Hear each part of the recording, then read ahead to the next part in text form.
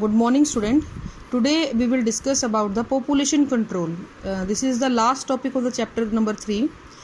अब तक हम लोगों ने फर्टिलाइजेशन, रिप्रोडक्शन इन सब के बारे में पढ़ लिया. आज हम बात करेंगे पॉपुलेशन कंट्रोल की. देखो, फर्टिलाइजेशन हो रहा है ना, तो बहुत सारे लोग ऐसे हैं जिनको कि बर्थ कंट्रोल के बारे में नॉलेज ही नहीं है, तो जिसकी वजह से हमारी पॉपुलेशन जो है वो बहुत ज़्यादा बढ़ती चली जा रही है. बहुत ज़्यादा फ्रीक्वेंट प्रेगनेंसी और चाइल्ड बर्थ की वजह से हमारी जो मदर है उसकी हेल्थ पे भी बहुत ज़्यादा इफेक्ट आ रहा है और मेंटल स्ट्रेस भी उनको बहुत ज़्यादा होता है. So it will also explain human population, और अब आपकी एक्सपेंड कर रही है, किसकी एक्सपोर्ट कर रही है, आपकी ह्यूमन पॉपुलेशन को भी. So there is a urgent need to have general awareness in our society regarding advantage of small family. तो ये ज़रूरी है कि हम लोगों को अवेयर करें और छोटी फैमिली के फ़ायदों के बारे में बेटा बताएं.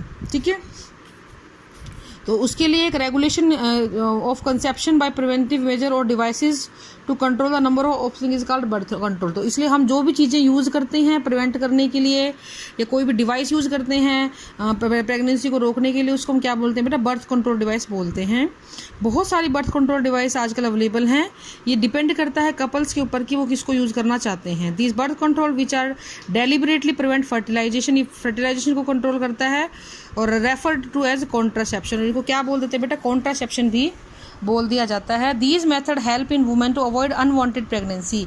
ये वुमेन को हेल्प करती हैं ताकि अनवांटेड प्रेगनेंसी ना हो. इनके टाइप कुछ हैं, like barrier method, they can go for barrier method, they can go for chemical method, intrauterine contraceptive method, surgical और नेचुरल मेथड. सर्जिकल को छोड़ के बाकी ये तीनों चारों मेथड टेम्परेरी हैं. Surgical is a permanent method of birth control. Okay, so first of all we will discuss about the barrier method. These are the physical device to prevent the entry of sperm in the female genital tract during copulation. जब भी female और male sexual intercourse करते हैं उस दौरान sperm को अवम के पास जाने नहीं दिया जाता, उसको रोक दिया जाता है. इसको हम बैरियर मेथड बोलते हैं. It is also protect against STD. इसके अलावा ये सेक्सुअली ट्रांसमिटेड डिजीज़ को रोकने का भी काम करता है. कुछ बैरियर मेथड इस तरीके से यूज़ हम करते हैं: कॉन्डोम, फेमिडोम और डायफ्राम्स. कॉन्डोम क्या है बेटा? थिन स्ट्रॉन्ग रबर शीट होती हैं जो मैन अपने पेनिस को कवर करता है जब वो इरेक्ट होता है. ये सिंपल और इफेक्टिव मेथड है. ज़्यादातर इसी को यूज़ किया जाता है क्योंकि इसका कोई साइड इफेक्ट नहीं है और प्रेगनेंसी से बचाता है, STD से भी बचाता है. फेमिडोम्स बिल्कुल कॉन्डोम जैसे होते हैं और ये फीमेल यूज़ करती है. It was fitted in the वेजाइन of the female. फिर आते हैं बेटा आपके डायफ्राम. डायफ्राम फ्लेक्सिबल रबर या प्लास्टिक के कवर होते हैं, फिटेड इन द सर्विक्स. ये आपके जो फीमेल का यूट्रस का माउथ होता है सर्विक्स, उसके ऊपर इसको फिट किया जाता है और इसके अंदर स्पर्मिसाइड जेली भरी होती हैं जो कि क्या करती हैं, जो कि स्पर्म्स को किल करने का काम करती हैं. ओके बेटा.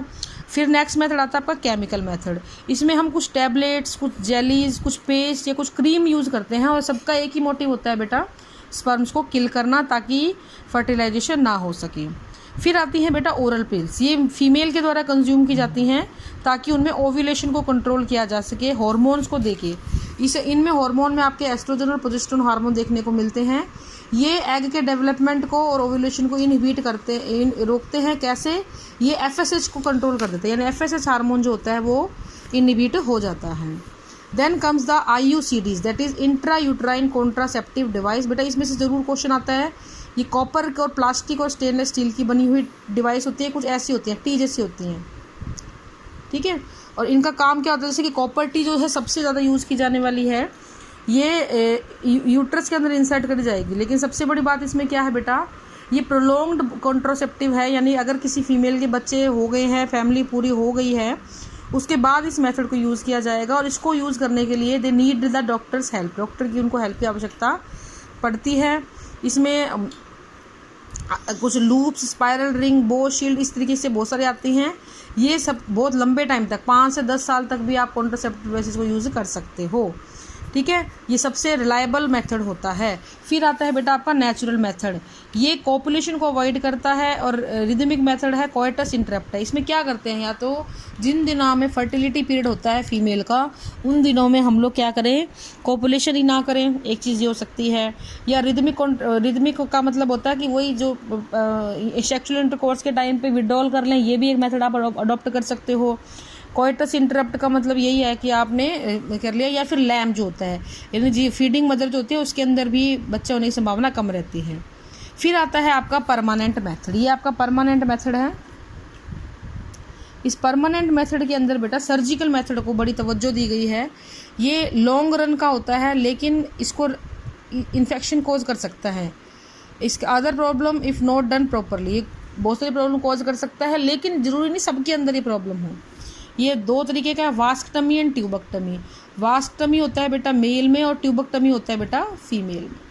इसमें हम करते क्या है बेटा, जो मेल और फीमेल की वॉस डिफरेंस और फेलोपियन ट्यूब है, मेल में वॉस डिफरेंस, इनमें जो फेलोपियन ट्यूब होती है उसको हम कट कर देते हैं और कट करके उसको हम सील कर देते हैं। इसको हम क्या बोलते हैं, वास्क्टमी एंड ट्यूबक्टमी।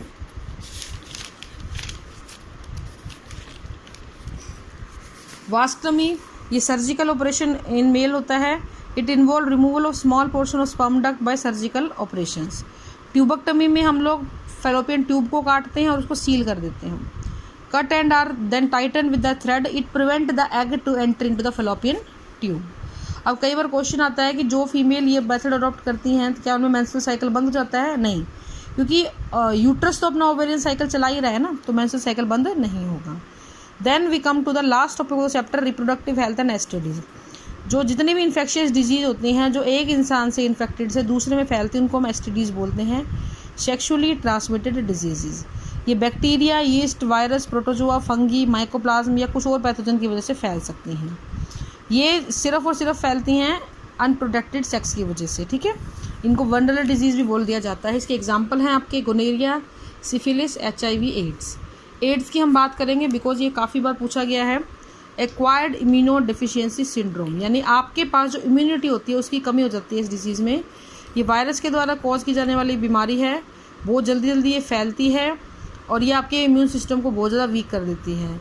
1984 में इसको सबसे पहले डिस्कवर किया गया था चिंपैंजी से, ह्यूमन के अंदर ये चिंपैंजी से आई थी।